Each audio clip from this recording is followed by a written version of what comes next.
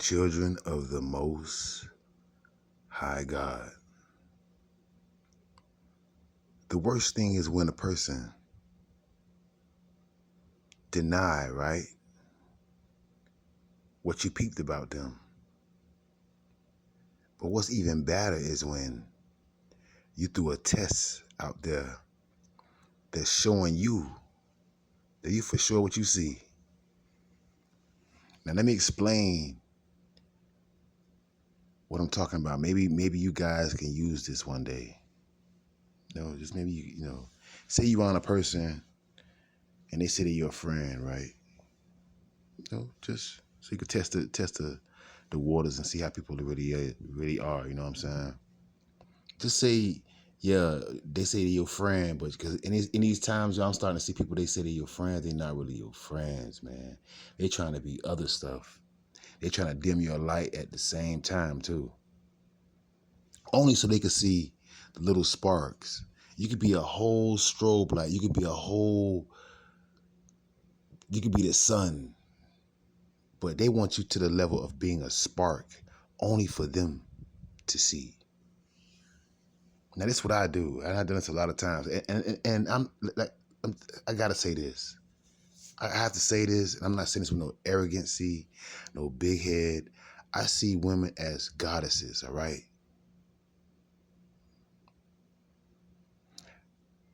When other guys see them as just scum and harlots and hoes and Jezebels, whatever they want to call a woman, I give every woman a chance with a rightful name as a queen. But this is how you know. This is how you know that they have something for you. Like, for example, you just say out of nowhere, you know what? I just like women with lots of hair on their head, just lots of hair. Just beautiful, long hair. You know what they're going to do? They're going to say something about their hair. They're going to do something to their hair. They're going to, oh, what you doing right now? I'm washing my hair. Or they might just, in your presence, might just want to take the rubber band off or the scrunchie or the hat or the net, whatever they wearing, and just take it off and just shake their hair all in the wind. And you looking at like, look, they just don't know. I was trying to figure them out, and I see it. They don't understand they're being watched double. Your soul is watching, and your soul windows are watching. Your eyeballs are watching, and your third eye is watching. But they'll sit back in denial, making themselves look more bad by lying. It's okay to have feelings for a person. It's okay to have love for a human being. But when you're doing it in an evil and conniving way, when you're doing it in a selfish way, you have a problem. I've learned in life, it's better to just tell a person off rip, just when soon as you see them, hey, you know what? I have a beautiful vibe towards you. Like you are a good communicator, or you need to tell something that's good about them. Like, and that's it. But they're gonna show signs that they are so interested in you by something you said, and you just sit back like the cat that you are. I'm a Leo by the way, and just watch what they do. Watch what they say. Watch how they be at each other. I have heard people sit back. They know who they is. Sit back with them. My mother do that. My mother do. And I say, Mom, why you do that? She say, well, I do it when I'm thinking, and when I come up with the conclusion to what I'm thinking, that's when I had that final thought. And she said she humps to herself. She said, So I'm looking at how people be just so damn wrong. Just wrong, man. And how they look, how they suspect you not to have anything. Like if they meet you the first time in some flip-flops, they feel like all you got is one pair of flip-flops. They feel like if they see you wearing a pair of jeans you cut grass only in. They feel like that's all you have. Not being vain, but it's just how people just judge. When you sitting back, a true watchman of the Most High God, watching them. And it sad my heart because I have a pure heart, a real golden heart. And I always tell people, when they're like, you want this, you want that? I'm like, nah, that's okay. Your stomach could be growling. But because they're trying to bait you in and have you in debt or try to buy you, man, you be like, nah, I'm okay. And it's sad. It is so sad how people just lose good energies around them.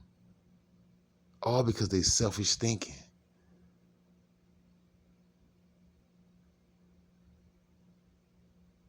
And then they try to cover it up with, I wish you the blessing this and blessing that. Man, no, you don't.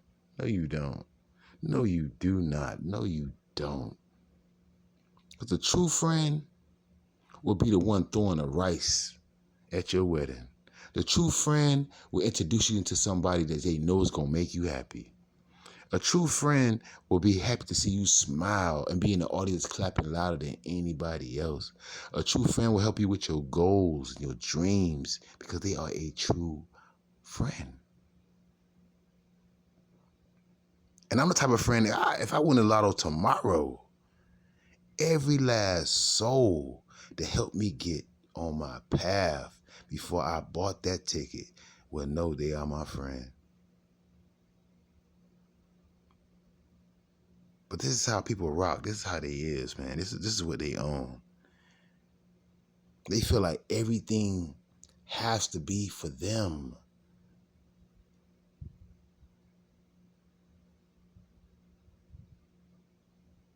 They feel like a flower cannot just be beautiful and still planted into the ground. The flower has to be plucked and put into a vase. Why? Think what I'm saying. They feel like a flower have to be plucked and put into a vase instead of just being in a garden that is in and just growing, flourishing, beautiful and everything. That's how it is with people.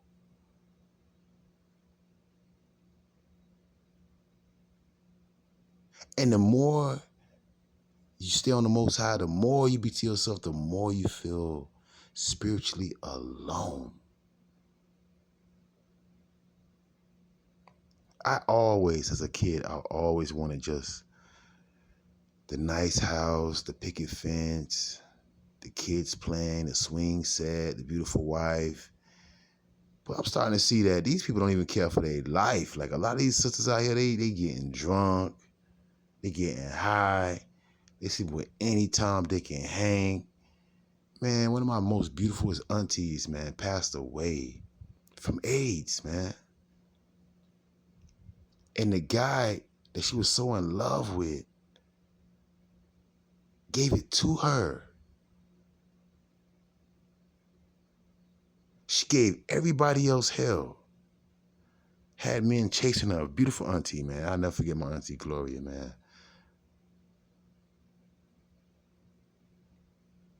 But the guy she settled down for destroyed her. And I'm just looking at how today you having this fun, but tomorrow you're going to want to be a queen one day. You're going to want to be a wife. And your name is gone. I mean, in the ditch for things you done when you was young. And like I said, it's a lot of men, it's a lot of brothers out here had the same goals and dreams. But they kept on meeting these hoes, these harlots, these Jezebels, these lively women. And they camouflage in so many costumes, man. They hide in religion, they hide in the corporate, they hide every position they can. And I'm not bashing women because there's some beautiful ones out there, but I'm sorry, right now I haven't met any. A pure mind, a pure heart, I haven't met one of them yet. Nah, because they've been polluted by these evil-minded men and they think all men is the same. If all men are the same, that means all women are the same. right? I was trying to get me a Claire Huxtable in life. You know Bill Cosby's wife from the show. I don't want no Trina or no little Kim. What the hell? I don't want to come home to somebody jumping out the window. I don't want to come home and find used condoms on the bed. I don't want to find out later on this child it's not mine. I don't want to go to the doctor and get a checkup and I got an STD. Who wants that life? I don't want to be talking to a person and somebody shooting at me because she lied and said she was not occupied, but she was. There's good men out there. I hope to God there's some good women out there, man. I don't want to leave this earth not meeting a virtuous, beautiful queen. I don't want nobody who already done their thing. Done their thing. Done gave their drama, done gave their hell. And then they got these rebellious ass children who think they know it all. I don't want that. Who wants that? Who wants to be watched all the time but with no response? That's like crazy.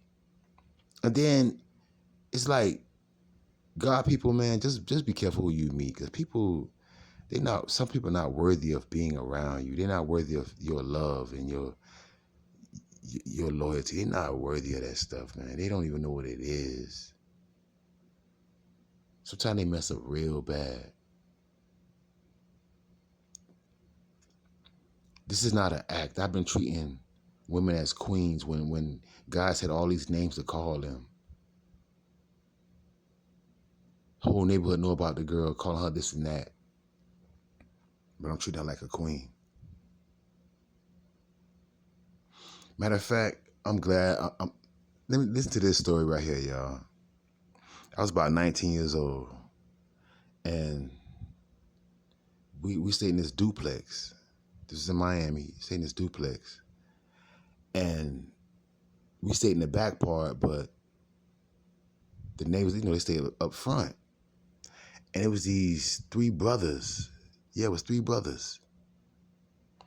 And they stayed in the front, and they had a sister. The sister had a homegirl, right? And at the time I was doing tattoos. I was doing tattoos by hand. I had just learned to do tattoos. I was doing pick and poke. They call it pick and poke with a thread and needles. And so she wanted this tattoo of a dragon on her thigh.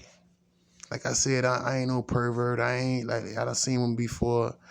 Man, my auntie them used to be doing some crazy stuff in front of me as a kid. So anyway, the girl, she started communicating with me. I'm doing a tattoo on her thigh. And she see that I'm not no pervert. I ain't trying to get into her underwear and all that stuff. You know what I mean? So days went by. I was working at Job Corps at the time, well, Greater Miami Service Corps. And my cousin, he met a girl at one of my cousins, he met a girl he liked at the same place. And she brung a blind date, another person. I didn't even know the girl, but anyway. So we parked the car in front of the duplex where I stayed at. He was sitting there chatting. But remember the girl I told you that I did a tattoo on her thigh, the dragon? Don't you know she got on the alcoholic beverage and came tapping on the window, don't even know me from a can of paint. All I did was do a tattoo for her, and that was it. It wasn't even no extra words saying. She just seen that I was a proper speaking gentleman. Like I ain't try to, but just to make the story short, she was sleeping with the two cousins up front. But she got drunk that night and come tapping on the window, interrupting my blind date. Me and my cousin, he got a girl in the front seat talking to her. I got a girl in the back seat talking to her. And we just communicating. But here she comes tapping on the window, drunk, talking about something. What am I doing? And why am I sitting in the car talking to this girl? I'm like, what the hell is this? Like, really? I know what go on in the house up front, the duplex up front. I know what go on. I hear the noise through the wall. Like, it ain't my business. But she had the audacity to actually get brave and drunk and confront me like I was her boyfriend. I was just a good neighbor. You sleeping with these two guys. I mean, And then when I finally got out of the car and asked her, like, what's wrong with you? She was like, oh, you don't have to mess with no girl, just mess with me. And the other guy, they just my friends, and this and that, and you be my man. I'm like, what the hell? She came at me on some pimp stuff, man. Like if I could just go on and on with stories about women and how I respect them and treat them like queens, but the horrorest things they do. How you got women out here every day bashing men like all of us just these dogs. Just don't know, man. And I'll never forget that. Like, this female actually, I could hear her being real lively next door. I see her with these two cousins. The cousins had the girl cousin to bring her over. She stayed with them. And she was attractive, but man, I already know my boundaries, man. I ain't messing with nothing that's already occupied. But she got drunk and came tapping on the window of a car I was sitting in and don't even know my name. But pleading to me that, oh, I shouldn't mess with nobody else when she's clearly messing with two cousins. I only had one encounter with her, and that was to do the tattoo. She asked a couple of questions about me and my life. And I guess she got hooked on that, but I don't understand, man. I treat women like queens. And every woman ain't a queen, just like every man ain't a king.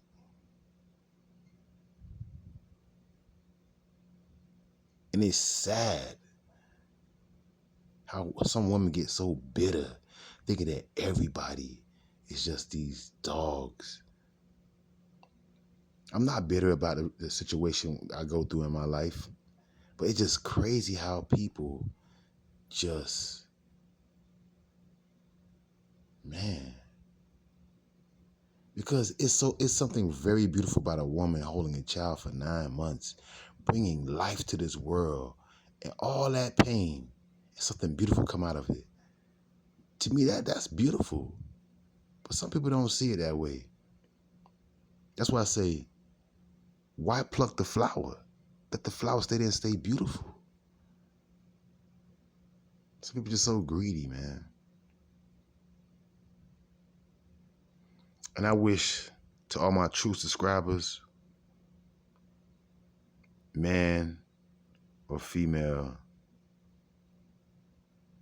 if you're a female and you're looking for a king, I wish the best for you.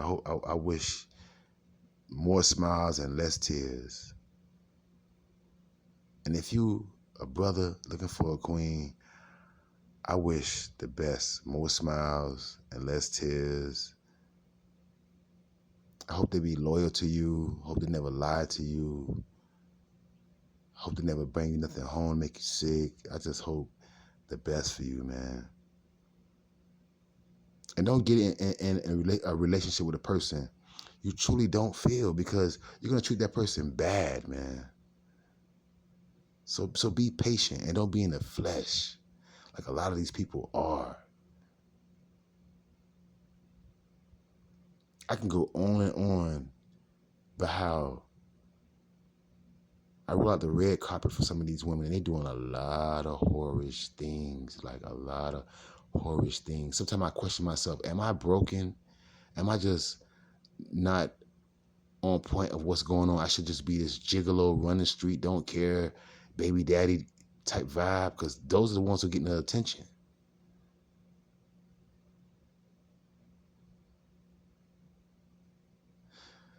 But then I know how I want to be treated, so I know that's not the vibe for me anyway. It's all about how you want to be treated. Because the way you want to be treated is how you're going to treat others. Like I said, I'm looking for a Claire Huxtable. I ain't looking for no damn Trina or Little Kim or none of these Jezebels out here. Because every time a woman lay with a man, it's not even the sauces and the sweat and all that. You even got demonic curses that people bring when they doing that natural dance, being fruitful and multiply. Because that's what really is made for. But society made it where something that's supposed to make us populate more is this, you know what I mean? It's not even done for that no more. It sells. This is Sodom and Gomorrah. You know, sodomy and all the sex crimes, and Gomorrah, you know, all the merchant things you can sell. So they put them together, so they selling sex. But I'm just saying, man, let the rose stay in the garden. And don't be mad what happened later on in life when you just played out. Don't be mad because you played yourself out. There's a king out there for the queen. There's a queen out there for the king. So be patient and let the flowers stay in the garden.